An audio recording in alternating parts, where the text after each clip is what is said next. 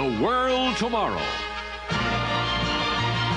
The Worldwide Church of God presents Herbert W. Armstrong, internationally recognized ambassador for world peace, visiting prominent leaders around the globe, discussing the cause of world problems, and proclaiming the good news of the world tomorrow. Ladies and gentlemen, Herbert W. Armstrong. But God had not forgotten his people or his plan.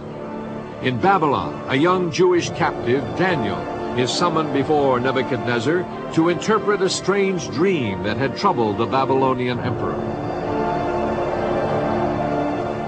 You, O king, were watching, and behold, a great image. This great image, whose splendor was excellent, stood before you, and its form was awesome.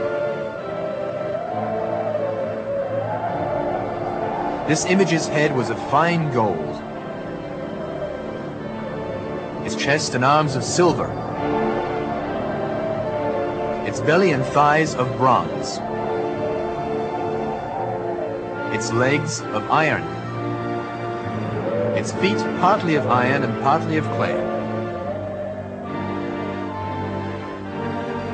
You watched while a stone was cut out without hands, which struck the image on its feet of iron and clay, and broke them in pieces.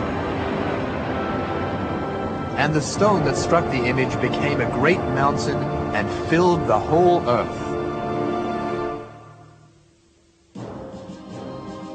Then Daniel explained the meaning of Nebuchadnezzar's dream. You, O king, are a king of kings, for the God of heaven has given you a kingdom, power, strength, and glory.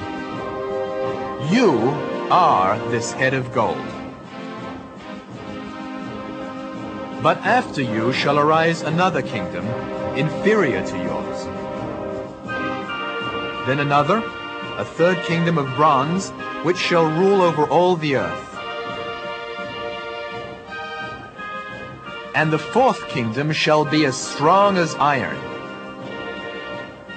And like iron that crushes, that kingdom will break in pieces and crush all the others. Whereas you saw the feet and toes, partly of potter's clay and partly of iron, the kingdom shall be divided. Yet the strength of the iron shall be in it.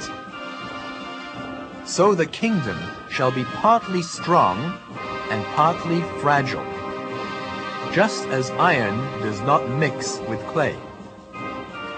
And in the days of these kings, the God of heaven will set up a kingdom which shall never be destroyed.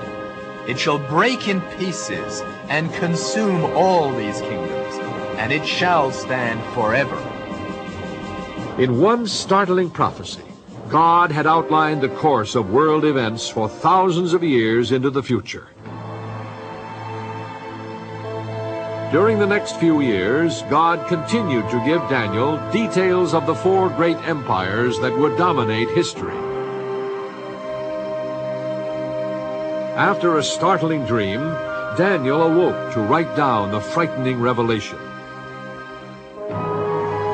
I saw in my vision by night, and behold, the four winds of heaven were stirring up the great sea.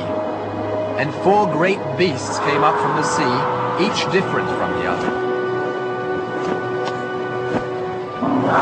The first was like a lion, and had eagle's wings.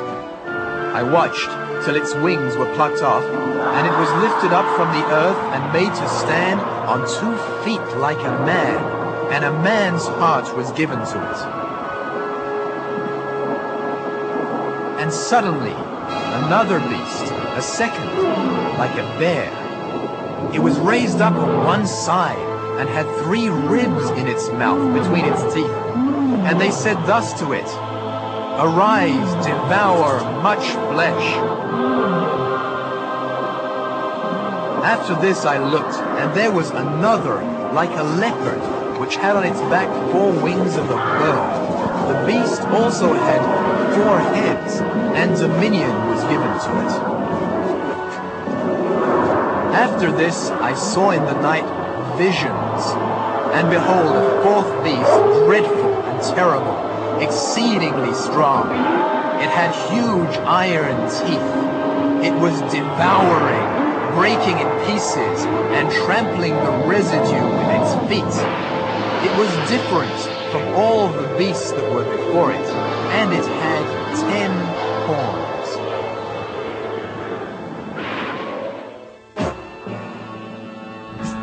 Daniel laid a foundation, but he was not given full understanding. That would not come until many centuries had passed, and the world was in the tumultuous age spoken of in prophecy as the time of the end.